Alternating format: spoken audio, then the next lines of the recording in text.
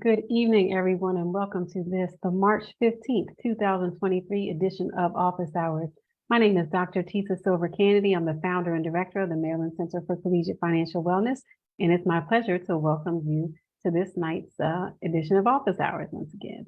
So before I get into the questions that we've received from our community, I just wanted to give you a little bit of an overview about the Maryland Center for Collegiate Financial Wellness, then a bit specifically about the program Office Hours, and then we'll go into questions from our community.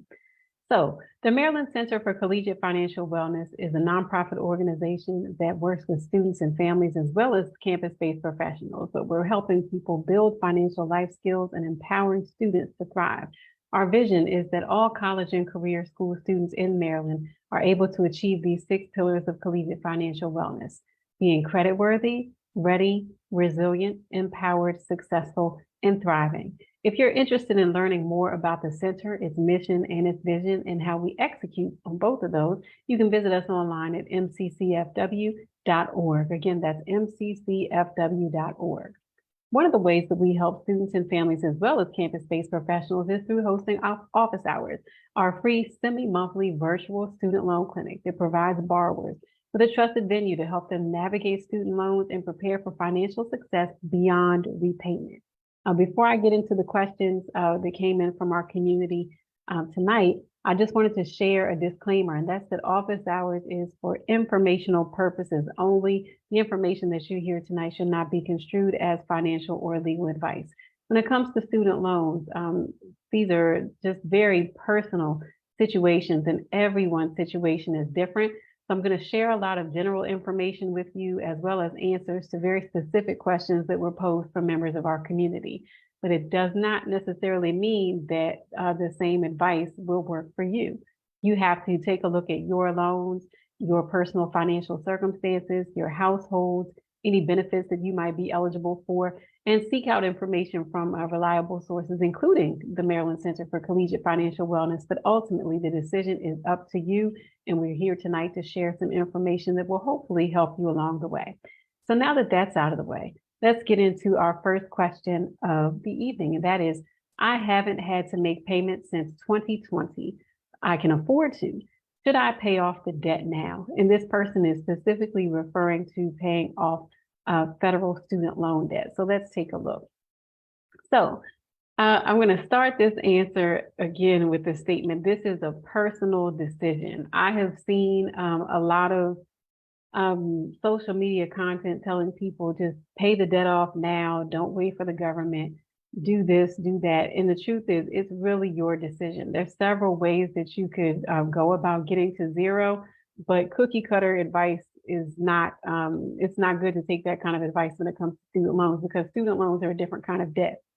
So for each situation that we encounter this evening, you have to think about the advantages to taking an action versus the disadvantages of taking that same action, or the disadvantages of taking no action whatsoever. So with this particular question, it's the root of it is it a good time to pay off federal student loans? First, I want to talk about the advantages of paying off debt in general. And this is as of right now, March 15th, 2023.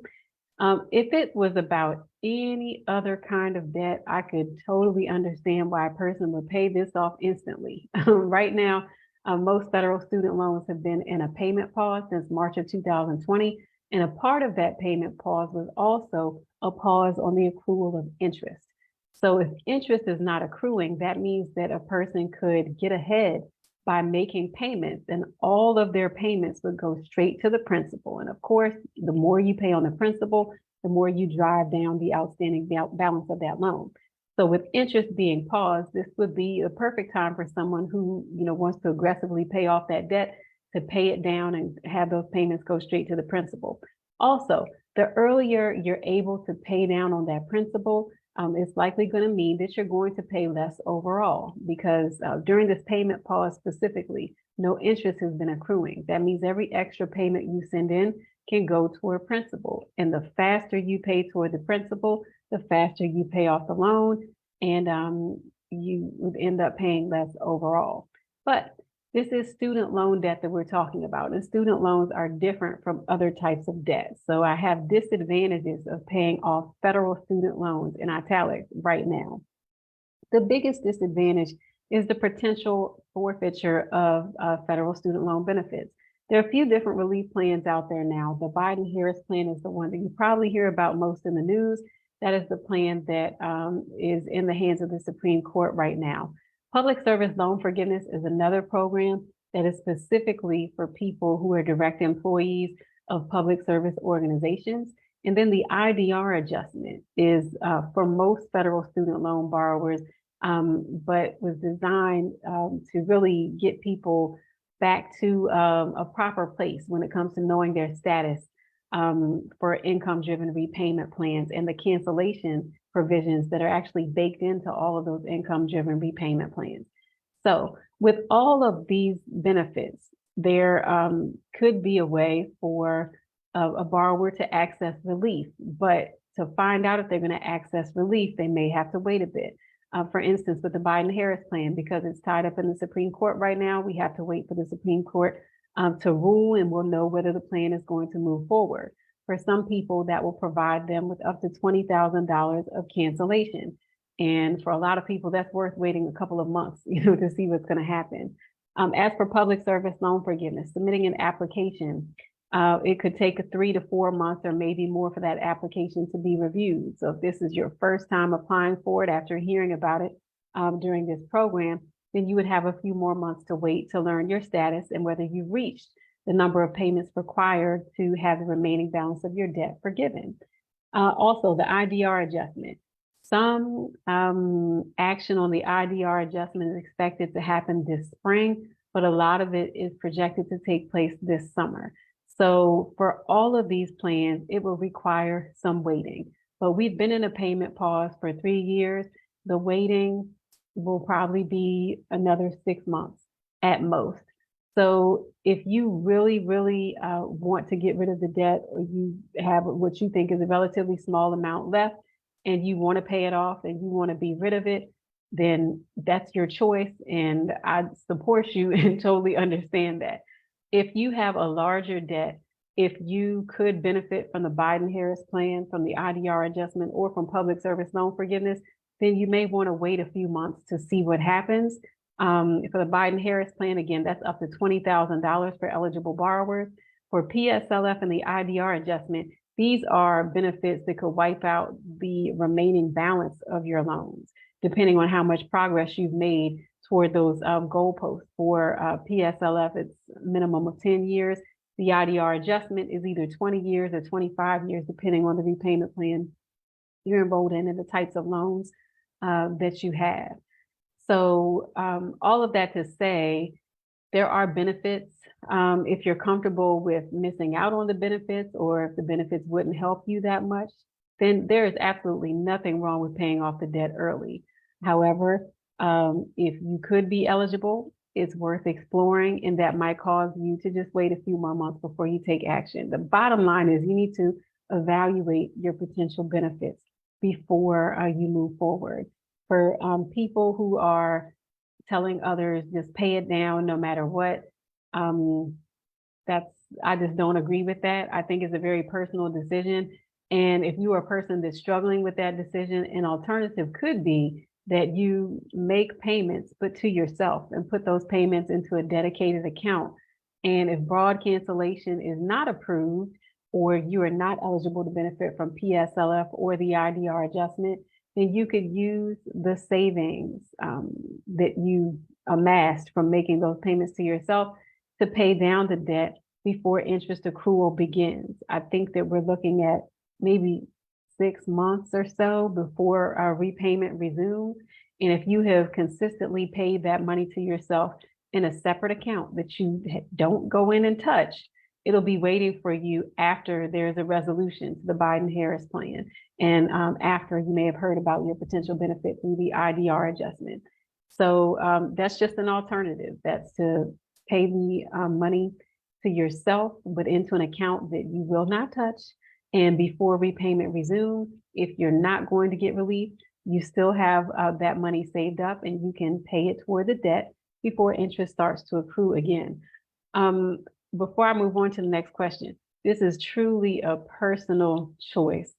I really want to caution borrowers to not just not be pressured to pay the debt down right now if that's not something that you really want to do. And if it is something that you want to do, don't feel pressured in the opposite direction to wait. And, if that's something that you don't want to do, the key to making the best decision is knowing yourself, knowing your loans, and also knowing the benefits that you might be eligible for.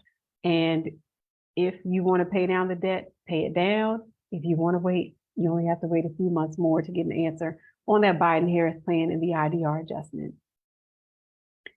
And speaking of those plans have benefits that depend on the types of loans that you have. So the chart that you see here just breaks down the different types of loans and then how those loans fare in terms of eligibility for each of the debt relief programs that I just mentioned, the Biden-Harris debt relief plan, the IDR adjustment, and public service loan forgiveness. So if you have commercially held FFELP loans, those are FFELP loans are an older variety of student loans that are not being originated anymore, but there are many of them still left over, and some of them are held by banks. If you have commercially held FFELP loans that are held by banks, then those loans are currently not eligible for the Biden-Harris student debt relief plan. And the application for that plan is not available right now because the plan is tied up in Supreme Court. But once a decision is made, we might find out if there is some way for commercially held FFELP loan borrowers to get in if the plan is allowed to move forward. As for the IDR adjustment and public service loan forgiveness, commercially held FFELP loans are not eligible for either of those programs. However, if the commercially held FFELP loans are consolidated into the direct loan program, they can become eligible for relief under both of those programs. Now, if you have FFELP loans that are federally held FFELP loans, they are eligible for the Biden-Harris student debt relief plan, as well as the IDR adjustment without you having to take any further action. But if you work for a public service employer and you plan to apply for public service loan forgiveness, you would need to consolidate those loans into the direct loan program to get them on track for PSLF. PSLF only applies to direct loans. So if you have FFELP loans, it doesn't matter if they're commercial or federally held. What matters is that they're not direct. And when it comes to PSLF, loans have to be direct in order to qualify. So that leads to the next line, which is direct loans. They qualify for the Biden-Harris student debt relief plan. They qualify for the IDR adjustment and for public service loan forgiveness. There's a little asterisk there, and that has to do with Parent Plus loans, because with Parent Plus loans, they can be direct, but there's an extra step that the borrowers must take to get these loans on track for public service loan forgiveness, and that is to consolidate them. And once they're consolidated, the parent can enroll in an income-driven plan. The only one available to parents is the income contingent repayment plan. And once they're enrolled in that plan, their future payments can count toward IDR as well as public service loan forgiveness. The IDR adjustment can also give parents some additional relief by counting their past repayment history on those Parent Plus loans, okay? And lastly, private or alternative loans. These are loans that are, the lender is actually the bank. The federal government is not involved. If you have loans that were issued by a private bank or an alternative lender, they are not eligible for the Biden-Harris plan, the IDR adjustment, or public service loan forgiveness because they're not federal student loans, okay? All right, so let's move on to the next question, which happens to be about FFELP loans. Question is, I have FFELP loans from undergrad that have been in repayment since 2003. How many months will I get credit for on the IDR adjustment if I consolidate? All right, this is a loaded question, so I want to take a step back and talk a bit about loan consolidation, specifically through the federal government via studentaid.gov. And I want to show you what it looks like before both the limited waiver that's now expired and before the IDR adjustment, which is set to end on May the 1st. We'll talk about consolidation, what it was like before, and now talk about what it looks like during the IDR adjustment. So for consolidation, you're taking one or more existing loans and you're consolidating them into the direct loan program. So if you have two loans and you consolidate them, they can become one loan.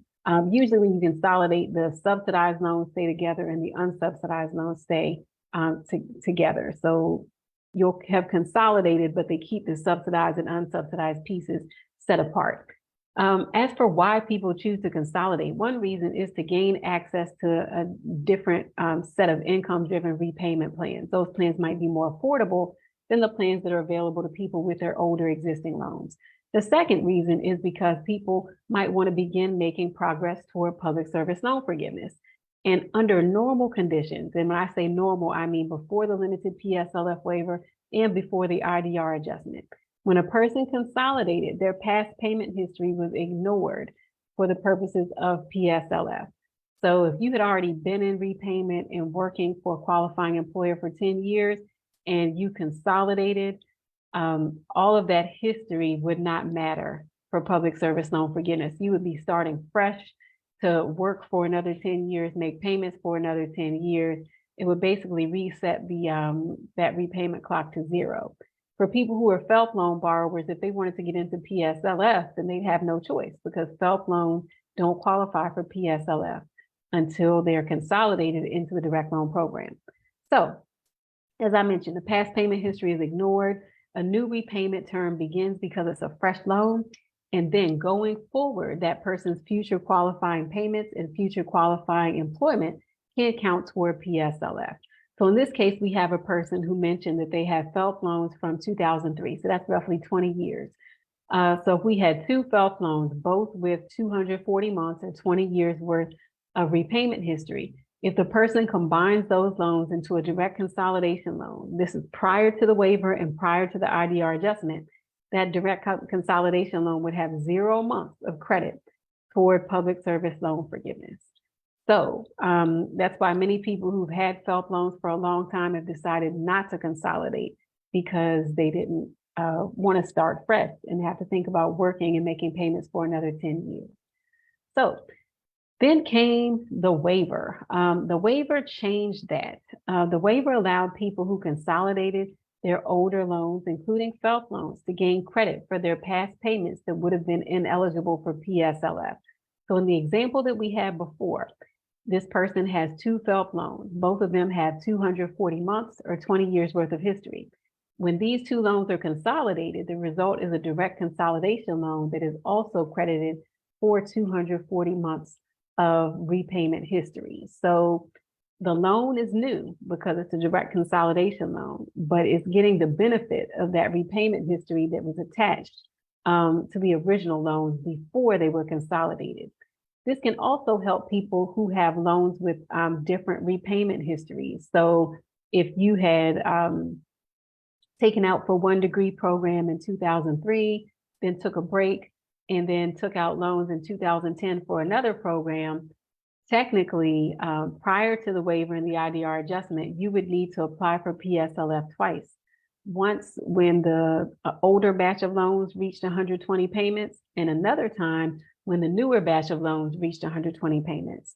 But with the waiver and the IDR adjustment, you can combine those loans, and the new direct consolidation loan will be given credit for at least the number of payments attached to the oldest loan in the portfolio. In this case, both loans had the same amount of time in repayment, both at 20 years. So the result is the two FFELP loans are combined, and the direct consolidation loan now has 240 months worth of history. Quick note I wanted to share with you, which was the language straight from the Office of Federal Student Aid, and that's that your consolidation loan will be credited with at least the largest number of payments on the loans that were consolidated. And in a previous month, I mentioned that this was a possibility, but I had not had it confirmed from the Department of Education. But I attended a webinar earlier this month, and they confirmed that this treatment of consolidation loans will continue through the IDR adjustment. So if you consolidate those loans, they'll be given credited for at least the largest number of payments on the loans that were consolidated. And the specific question that the person asked, I think in this case, was, what will they get credit for if they consolidated loans from 2003? And to answer that piece of the question, the IDR adjustment will consider periods from July 1994 forward. So for this person, in the case of the IDR adjustment, their loans went into repayment in 2003. That means they've got 20 years, almost 20 years worth of repayment history to be examined, okay? So credits earned through the IDR adjustment can also be applied to PSLF. For the IDR adjustment, just mention this, since this person's loans went into repayment in 2003, they've got about 20 years of history. And depending on when the loans went into repayment in 2023, they might already have the 20 years. And if all of those loans, if all of those loans were undergraduate loans and they've met the 20-year threshold, then they should have their loans canceled and updated this spring or this summer, depending on how the Department of Education rolls this out. As for PSLF, PSLF doesn't require 20 or 25 years. It requires a minimum of 10, or specifically 120 months of qualifying employment and qualifying repayment history. So if this borrower here who had the two FFELP loans, both with 240 months of history, if they are able to document their qualifying employment by submitting the PSLF application, then the remaining balance could be cleared because they've got more than 120 months of repayment history. Quick note about PSLF though. PSLF only examines loan history after October 1st of 2007. So even though these loans have been in repayment since 2003, the relevant history that will be considered for PSLF will be everything after October 1st of 2007. So we're looking at about 16 years that they would have to examine. Even though the numbers for this person, it looks like this would be a clear-cut case for PSLF, as long as they have that qualifying repayment history and the employment all throughout. When they consolidate, if they enroll in an income-driven repayment, that will allow any future payments that they make to count toward IDR cancellation, but to also count toward PSLF as long as they have that qualifying employment. When you consolidate, you're asked to select a repayment plan. And usually the income-driven repayment plans are more affordable, and the income-driven repayment plans qualify for PSLF. So that's a way to make sure that you're staying on track for PSLF if your payment count comes back and is less than 120 for the purposes of PSLF. Okay, so here's an example that shows you what would happen with loans that have differing repayment history. The direct consolidation loan, we're still looking at a person who has one loan with 240 months and another loan that has 150 months. If those loans are put together, the direct consolidation loan would be given credit for 240 months of repayment history because that's the amount of repayment history attached to the oldest loan. So for the IDR adjustment, the situation would be the same. Since the oldest loan had 240 months, the direct consolidation loan would be credited for 240 months.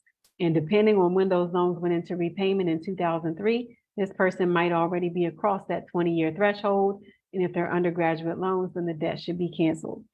As for PSLF, they would need to submit a PSLF application to document their qualifying employment, but all of the loans would have 240 months of repayment history. They would just need 120 of those months to have taken place while they were working for a qualifying employer.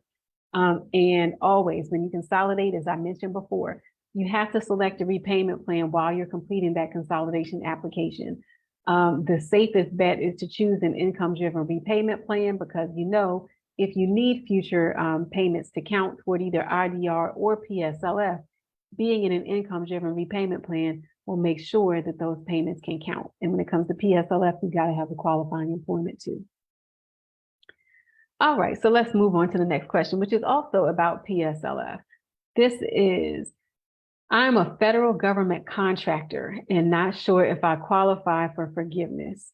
In the past, I was a part of the income-driven plan, but want to know if there are other resources that I may have overlooked. So first, let's talk about PSLF. With PSLF, the program requires you to be a direct employee of a qualifying organization. So For federal government contractors, usually contractors report to another company, and usually contractors are for-profit companies. So if you are a direct employee of the for-profit contractor, then your employment would not qualify for public service loan forgiveness. However, if your employer is a qualifying organization, tax exempt, or another government agency, let's say, at any point after October 1st, 2007, I would suggest that you use their employer ID numbers from your W-2 and visit student aid. Oops, I spelled that link wrong. studentaid.gov, not OGV. It's studentaid.gov/PSLF. And when you're there, you can use the EIN to know for sure if your employer is an eligible employer for PSLF. This borrower also mentioned that they had been on an income-driven repayment plan for a while. If so, definitely keep an eye out for updates this summer or maybe this spring, depending on how old your loans are. And just to share how important this IDR adjustment is, it's not just about payments that you made. There are months where you didn't even have to make a payment, and those months could count toward IDR forgiveness, as well as public service loan forgiveness if you do have the right kind of employment. So time toward IDR forgiveness includes: 1, any months in which you had time in a repayment status, regardless of the payments made, the loan type, or the repayment plan. Also, if there were any periods where you had 12 or more months of a consecutive forbearance, or 36 or more months of a cumulative forbearance, that could count toward IDR forgiveness and public service loan forgiveness. Also, months that were in deferment prior to 2013, except for in-school deferments, because no payments are required when a loan is in an in-school deferment. And finally, any time in repayment prior to consolidation on consolidated loans. So that last point is for people who, again, still might be hesitant to consolidate their older loans because they're thinking the clock is going to reset to 0. You can still get credit for past repayment history prior to consolidation through this IDR adjustment, and that can also be applied to PSLF. So keep that income-driven repayment adjustment in mind, and make sure you verify whether your employer is a qualifying organization for PSLF. That would be your current employer and any employer you've worked for after October 1st of 2007 while your loans were in repayment. Alrighty, so the next question has to do with loans from the 1980s, and the question was really how to pay with limited income. This is the full version of the question. I went to recording school for 2 years back in the 1980s and have been paying on and off on my student loans since. And after 30 years, I'm no closer into paying it off. Now I'm usually paying on interest only. I've been in forbearances off and on over the years. Now I'm working in an income reduced payments, and they are still far more than I can afford, but I'm expected to pay $220 a month starting in July, and I was told I now owe $85,000 in what started out as a $15,000 loan. My wife will be 65 soon, and she can't retire because of this. I'm really trying, but at our age, how does one get through this on a limited income? So that's a very loaded question, and the borrower did not include whether these loans were federal loans or private loans, but just looking at the language about forbearances and income-driven plans, this sounds like they're federal loans. So I'm going to approach the answer mainly from that place. If these were private loans, there's no access to federal cancellation benefits, and the lender would be your only option to contact them for trying to make your payments more affordable. If these are indeed federal student loans, then there are 2 options to consider. There would be a third if there was qualifying employment for a public service organization, but that wasn't mentioned. So I want to focus on the 2 larger federal options that don't require any type of specific employment. One is the Biden-Harris Student Debt Relief Plan. The second one is the IDR Adjustment, which I think could be particularly useful in this case. As for the Biden-Harris Student Debt Relief Plan, the eligibility for this plan depends on the loan type and other criteria. But really, there's no movement on this right now. It's been blocked, so the application is no longer available, and we have to wait for the Supreme Court's decision. This particular plan can provide up to $20,000 worth of cancellation per eligible borrower. So I hope that this borrower applied for that plan. If they did not, I would encourage them to, if the Supreme Court decides that the plan can move forward and the application is restored. But regardless, the IDR adjustment is still an option, which I think could be really useful here, given the lengthy history of these loans. So for the IDR adjustment, credit toward IDR forgiveness or cancellation is given for time and repayment stretching back to July of 1994. And since this borrower took out loans in the 1980s, they definitely have that history. So if we look at July 1994 up until today, March 15th of 2023, this is about 29 years. We're coming up on 29 years. With the IDR adjustment, undergraduate loans have a 20-year threshold for cancellation, and these were undergraduate loans. So there should be enough history here. I'd say if we're not looking at months where payments were made and we're looking at those lengthy forbearances of 12 consecutive months or longer, or 36 cumulative months or longer, deferments prior to 2013, if we look at all of that from July 1994 to March of 2023, I would hope that there's at least the 20 years of acceptable repayment history there. And that could mean that this debt will be a thing of the past, maybe this spring or maybe this summer, depending on the loan types. If these are commercially held loans, then they'll need to be consolidated in order to gain access to cancellation through the IDR adjustment. Since the borrower mentioned income-driven repayment plans already, I'm hopeful that they're already in the pipeline, on track and hopefully consolidated into the direct loan program. But given the length of history, I would really encourage this borrower to explore the IDR adjustment, make sure that they have the right kind of loans, and await a payment count this summer, or for those who have already met that threshold of 20 or 25 years, there might be just automatic cancellation this spring. So hopefully the IDR adjustment will work for this borrower. All right. Next question. I'm going to take a pause very briefly just to see if we have any questions in the chat. All right. I don't see any so far. So I'm going to move on to the next question. That is, I have been making payments each month for the past 2 years on these loans, but with my loans being in deferment from the government, it seems like these payments will not be accredited for my PSLF payments. Is that correct? So this borrower wants to know, will payments that they've made in the past 2 years count for PSLF, because direct loans have been in a forbearance since March 13th of 2020. So for loans that were included in the CARES Act forbearance, the CARES Act forbearance is just a payment pause that went into effect in March 2020. All months with qualifying employment can count for PSLF regardless of whether the borrower made a payment. Payments were not required, so the months can count if you didn't make any payments. If you did make the payments, the month can count too. What really matters is that you had qualifying employment. And if you document that employment, then the months throughout the CARES Act forbearance can count. So if you had qualifying employment in loans and repayments since the forbearance started, that would be 3 years. By the time the forbearance is over, it will be more than 3 years without having to make a payment, while those months can count toward the 120 that are necessary to achieve public service loan forgiveness. Also, if your loans were included in the CARES Act forbearance, you have the option to request a refund of payments that were made during the forbearance.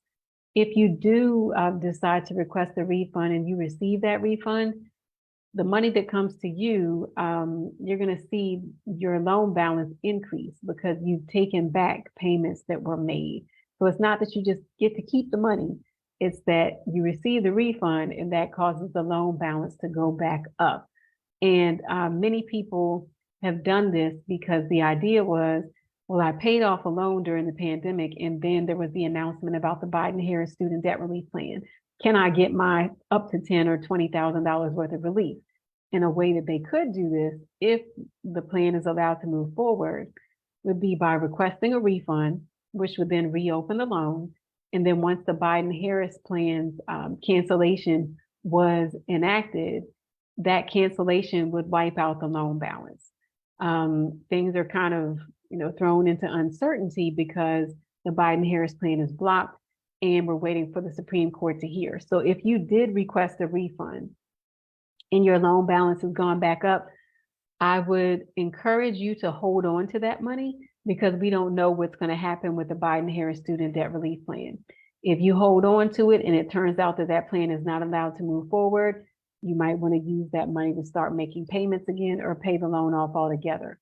But we have to wait and see what happens with the Supreme Court to know whether the Biden-Harris Student Debt Relief Plan will move forward.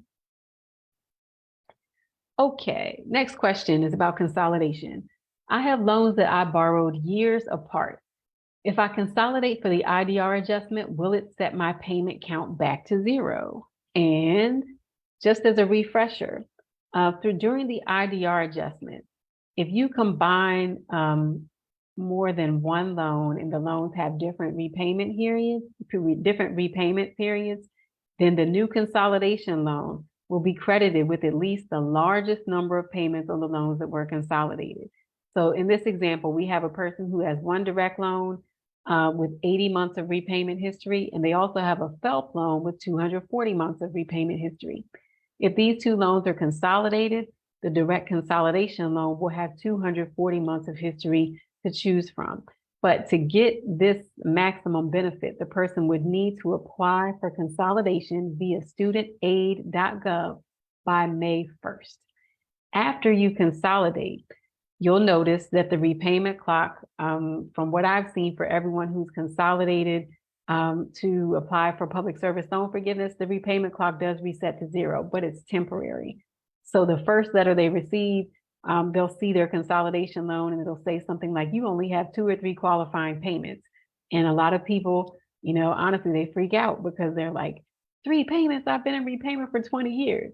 That's true. But the first review just looks at the most recent loan. And if it's a consolidation loan, it doesn't have 120 months of history. It was consolidated recently. After that initial count, then there's another count that comes in and takes a look at the pre-consolidation history of the student loans that were included in the consolidation. So in this case, that would lead them back to the FFELP loan that has 240 months worth of history. So the repayment clock may reset to zero, but it's temporary. The updated payment counts can include credit for past payments that would not have been eligible for cancellation through IDR or public service loan forgiveness under the original program rules. Once you go to complete the consolidation application, this is strictly on studentaid.gov. You can log in and complete that application online for free. When you're completing that application, you're going to be asked to select a repayment plan. If you enroll in an income-driven repayment plan, that will allow for your future payments to count toward IDR cancellation. So this person here is at 240 months. If the results came back this summer that they're actually supposed to be on the 25-year repayment track, then they would know they need 5 more years of income-driven payments made to get to that place of having the remaining balance canceled via IDR. Okay, next question. What if I don't currently work for a nonprofit, but I did in the past? Should I apply for PSLF anyway? And I think you all know what I'm going to say. Yes, yes, and yes. You should absolutely apply for public service loan forgiveness if you have past work experience for a qualifying employer after October 1st of 2007, and you had loans that were in repayment.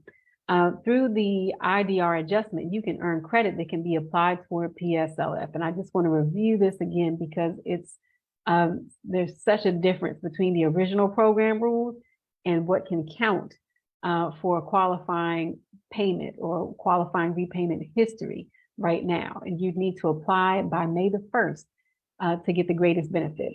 So time toward IDR forgiveness can be applied toward PSLF, including any month you had in a repayment status, regardless of whether you made a payment, the type of loan or repayment plan you were enrolled in, those lengthy forbearances of 12 or more consecutive months or 36 or more cumulative months, any month spent in deferment prior to 2013, except in school deferments, and any time in repayment prior to consolidation on the consolidated loans. So if you are not working for a nonprofit now and you submitted your PSLF application and later this year you get the count and it says you have 110 qualifying payments, then you have a decision to make. If you're at 110, you know PSLF takes 120. For some people, they might say, you know what, that's enough for me to go back into the nonprofit space, start working for the government or a tax-exempt organization again, and, for at least another 10 months to get the debt forgiven. But just keep in mind that under the original rules of PSLF, you have to be working for a qualifying employer at the time that you apply for PSLF and at the time that you receive it. So if your 120th month comes next year, you would be expected to still be working for a qualifying employer at the time that you submit that last application and at the time that you receive forgiveness if it's approved. So it doesn't hurt to apply. I think applying really helps you to just know where you stand on multiple cancellation tracks. So if IDR is something you're pursuing, but you did work for a public service employer in the past, confirming how much credit you have toward PSLF might give you another option. For some people, maybe it comes back that they have 20 qualifying payments and they say, well, you know what, I'll tough it out with the remaining 100 where I am, because they might not want to go back to work for a public service employer at this time. But the key is to submit the application so you can at least know where you stand relative to that 120. And depending on where you stand, you might make some different choices. So about applying for PSLF, I just want to walk you through these 4 steps. The first one is to confirm your employer's eligibility. Public service loan forgiveness cannot be attained without public service employment. So before you do the rest of the work, you need to know if your employer or employers qualify. So locate the employer ID numbers for each organization you worked for since October 1st, 2007. And this is for direct employment. If you are a contractor, unfortunately, that doesn't count. But if you're a direct employee, you should have the employer ID number on your W-2s. You want to look at each organization you've worked for after October 1st of 2007. From there, you can use the PSLF help tool, enter each employer ID number and search for them to see if they are in the database of eligible employers. Quick note, if you don't see your employer there and they are a tax-exempt organization or government agency, then you can upload supporting documentation to basically prove that they should be eligible. And if you make a solid enough case, then your employer can be approved. But you just need to submit that documentation that supports that they are a government agency or a qualifying nonprofit organization. So after you confirm your employer eligibility, the next step is to check out your loan type. You can also do that at studentaid.gov. Once you log in, you go to the My Aid screen, click View Details. When you see the details page, you can click View Loan Breakdown or just scroll to the bottom of that page. And when you look at the loans, you'll see loan types. In the loan type section, you're looking for the word direct in the name of each loan. So if you see the loans and they say FFELP, that tells you right away the loan does not qualify for public service loan forgiveness. It can be consolidated to gain eligibility, but FFELP loans don't qualify. So if you see the word direct in the name of the loan, that lets you know that the loan is eligible for PSLF. If you don't see the word direct, that would mean that if you want PSLF, you're going to have to take that extra step of consolidating. So that's step number 3, consolidate if necessary. And once again, you can do that at studentaid.gov.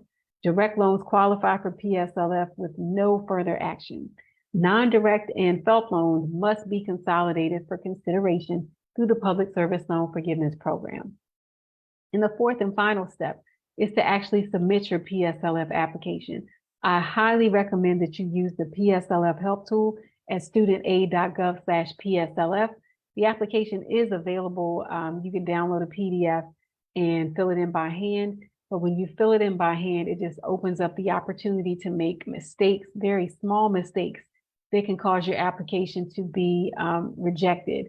And with a review process that can take 3 to 4 months, you just would be better off if you use the PSLF help tool and cut down on the opportunity to make small mistakes that could cost you a benefit. So after you have completed the PSLF help tool, it's going to produce a PDF for you to download. The first page just gives you some instructions about what to do next, but the first page of the actual application is your personal information. You need to sign and date that page. The next page or pages will be one for each of your qualifying employers.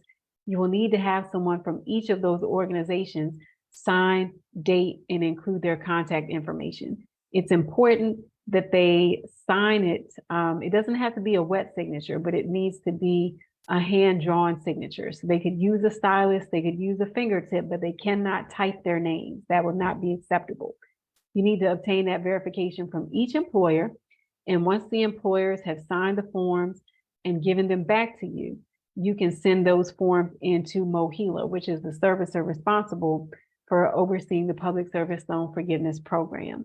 And after you've submitted the application to them, it could take 3 to 4 months for you to get a review. But after you get that payment count, that will let you know where you stand relative to the 120 months that are necessary to achieve public service loan forgiveness.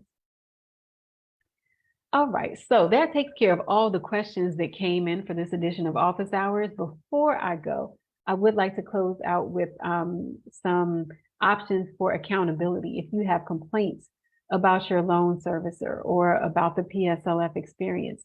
For loan servicers, you can complain to the Consumer Financial Protection Bureau. You can also reach out to the U.S. Department of Education Ombudsman for specific concerns, and you can visit them online at studentaid.gov to read about what concerns the Ombudsman will look into. You can also submit a PSLF reconsideration request if you feel that your count is inaccurate. But just remember, if you recently consolidated, that first count is going to be very low. Another higher count usually comes, from what I've seen, it usually comes a few weeks later for most people. In the state of Maryland, we have a student loan ombudsman, and the student loan ombudsman can help you if you're experiencing problems with your servicer, including failure by the servicer to communicate with the borrower, errors in crediting principal and interest payments, misapplied payments, inaccurate interest rate calculations, billing errors, loan consolidations or modifications errors, and or inappropriate collection activity or tactics. And you can reach out to the Student Loan Ombudsman through the Department of Labor. You can also see the Maryland Student Loan Borrowers Bill of Rights to learn about the protections. I'm tongue-tied tonight. You can learn about the protections to which Maryland borrowers are entitled and the obligations of student loan servicers. And I'll be sure to drop those links into the chat so that you can click on them directly. And I'd like to close out with a few more informational resources. Of course, the #1 place to go is studentaid.gov. If you've got federal student loans, you can log in there to view your loans, confirm your loan types. You can also access the PSLF help tool and complete the PSLF application's online portion. You can also complete the application to consolidate. You can enroll in an income-driven repayment plan, or you can just look at estimates through the loan simulator. I'd also like to share, of course, the Maryland Center for Collegiate Financial Wellness. We're at mccfw.org. We have a special page that is dedicated to public service loan forgiveness and the IDR adjustment. You can visit that page at mccfw.org/mdtaps. And if you are familiar with public servants who have student loans or just public servants in general, if you could share that link. And if you're on social media, just use the hashtag MDTAP so we'll see it. MDTAP stands for Maryland Telepublic Servant, and we want as many of Maryland's public servants to know about public service loan forgiveness and the IDR adjustment so they can take advantage of this benefit that they've earned. Also, another solid resource is the Institute of Student Loan Advisors. They're at freestudentloanadvice.org. I have found their PSLF megathread particularly helpful because it's a community of people who are applying for PSLF or looking for other paths to cancellation, and they're sharing their experiences and asking questions in real time. And it's very helpful to have that that borrower experience combined with what we see is supposed to happen from sources like the Office of Federal Student Aid. So you can visit them at freestudentloanadvice.org or check out the PSLF megathread on Reddit. And lastly, I'd like to share the Student Borrower Protection Center. They have a website that's cancelmystudentdebt.org that can walk you through the various paths to cancellation and also gives a solid breakdown of steps you can take to make sure that you are accessing as many benefits as possible. And that wraps things up for the night. I would like to thank you for joining me for this, the March 15th, 2023 edition of Office Hours. It is about 7:51. I've got a few minutes left and I'm checking Facebook. I don't have any comments there, and I'm going to check the Q&A on Zoom. I see that's empty too. All right. So I'm going to hang on for just a couple of more minutes to see if any questions come in. And since I'm here, I'd just like to share a few more PSLF victories that I have been made aware of. Just yesterday, a professor reached out to me from an institution that I visited visited virtually back in, I think it was the summer of last year, late summer or early fall. And that professor was able to have $17,000 worth of student loan debt canceled by way of public service loan forgiveness. And she had also taken the information that she used in the webinar and helped a friend. And that friend had $50,000 in student loan debt canceled by way of PSLF last week. So, you know, the review process can take several months. So I'm really hearing about victories from people who are at events in like September or early October in some cases, and are now receiving notification that their debt has been cleared. So it's an exciting time. And if you missed out on that October 31st, 2022 deadline for the limited PSLF waiver, it's not too late to apply for PSLF. PSLF itself, it's not going anywhere right now. It's not up for debate in the Supreme Court. That's just the Biden-Harris student debt relief plan for up to $20,000 per borrower. PSLF is a federal program that came to be in 2007 as a result of bipartisan legislation. So that program is ongoing. The waiver just offered some relaxed rules, and through the IDR adjustment, many of those relaxed rules are continuing through May the 1st. So if you missed the October 31st deadline, it's not too late. Please do get your application in and do your best to get it in by May the 1st of this year so that you can achieve the greatest benefit. All right, still got no questions. So I will get ready to wrap things up and just say thank you again for joining me tonight. If you have any questions, please do reach out to us by way of our website at mccfw.org/contact. And also, if you have any PSLF victories to share, please visit the MD-TAPS page at mccfw.org/MD-TAPS so that we can celebrate with you, because each of those victories, it's a win for the center as well as a win for you. And we just like to share in those victories. You can also connect with us on social media. We are at the MCCFW, and you can give us a like on Facebook, the Maryland Center for Collegiate Financial Wellness. All right. Since there are no questions, I thank you for joining me. We will be back on March the 22nd at 7 p.m. for the next edition of Office Hours. And in April, we're going to try something a little bit different. We're going to keep one edition of Office Hours at our usual time, 7 p.m. Eastern, and we're going to host another one during the lunch hour at noon. So we'll see what happens with that coming up in April. But in the meantime, take care and thank you for joining us for Office Hours. Bye-bye.